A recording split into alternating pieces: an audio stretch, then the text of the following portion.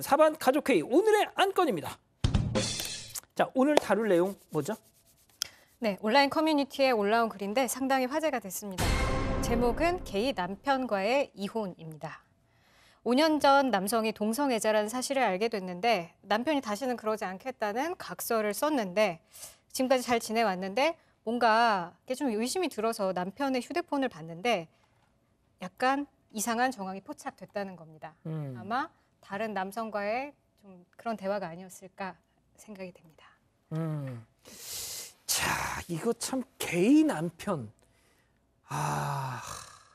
자, 그런데 결혼할 당시에는 뭐 그냥 알 수가 없죠.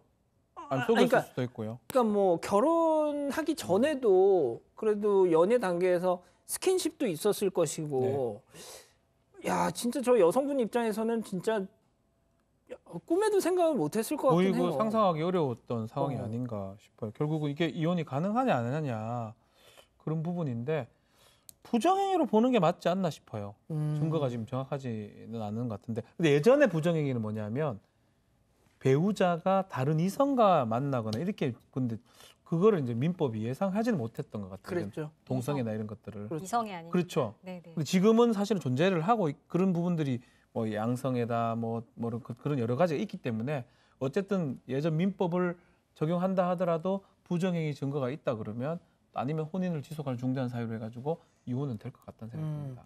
지금 우리 가족 여러분들도 하시는 말씀이 아마 양성애자가 아닐까 이런 얘기도 하시거든요. 상당히 좀 그럴 가능성이 높지 않나 싶어요. 왜냐하면 결혼을 했잖아요, 결국. 그러니까. 애가 뭐 아이도 있고 이런데 또 동성에 또 관심을 가지고 그러니까 이제 양성애자가 아닌가. 뭐 근데 이제 온라인 커뮤니티에 올라왔던 다른 댓글들도 보면 실제로 동성애자인데도 불구하고 사회적으로 원만하게 살기 위해서 또 이성과 결혼하는 경우 또 있을 수 있다라고 저도 그렇게 얘기를 알고 하는데 있습니다. 혹시 그런 사례 좀 다뤄보셨는지? 근데 방송 얘기 좀 애매해서 말하기가 조금 애매합니다. 네. 그래서 사실은 저는 그런 사례 해봤던 경험이 있어요. 그렇군요. 근데 이게 말을 하게 되면 그렇죠. 아주 이게 좀 특정된 소수자 얘기이기 때문에 네.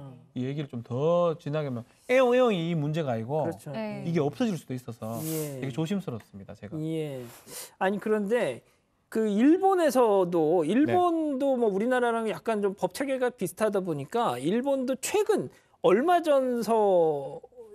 전에 이 부정행위라는 것은 이성과의 행위를 의미한다라고 이제 계속 통용돼 오다가 최근 도쿄지법에서 부정행위는 이성뿐만 아니라 동성 간에도 이게 해당될 수 있다라고 그렇죠. 판결이 나왔대요. 똑같아요. 일본 민법을 우리가 만들었기 때문에 보고 만들었기 때문에 일본 민법이나 우리 민법이나 똑같고 우리 민법이 부정행위 규정은 1960년 이전에 만들었던 거예요. 당연히 예상하지 못했죠. 설사 있다고 하더라도 인정하지 않았던 시절입니다. 근데 지금은 이제 인정을 해야 되고 인정을 할 수밖에 없는 시절이기 때문에 막 판례가 생긴다 그러면 바뀌지 않을까 생각이 들어요. 조금 궁금한 게 하나 있는데요. 네.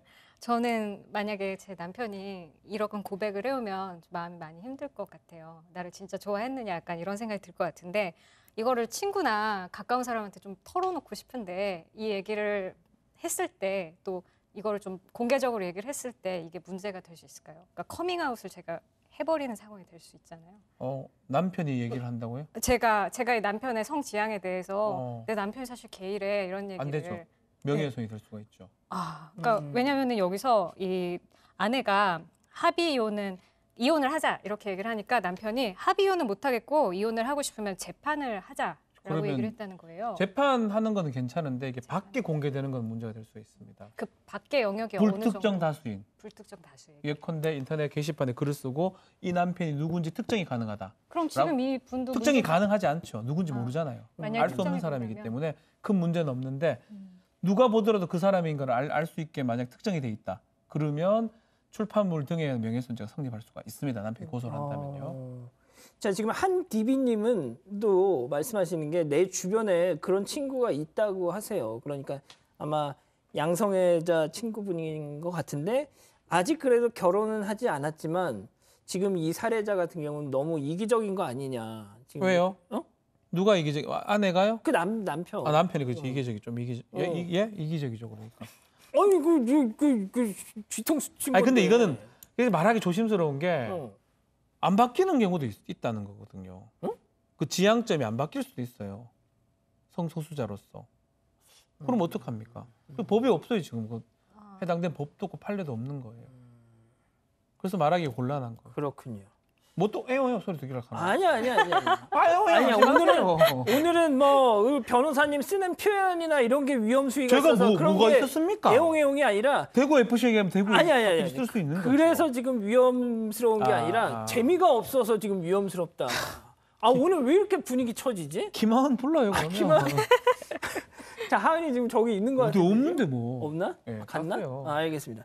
자, 목요일에는 하은이 옵니다. 예. 아니 약한 쪽으로 좀 쓰게 해주세요. 지금 이게 약합니까 지금? 아니 그 좀. 이 라인업이 약하다는 건가요?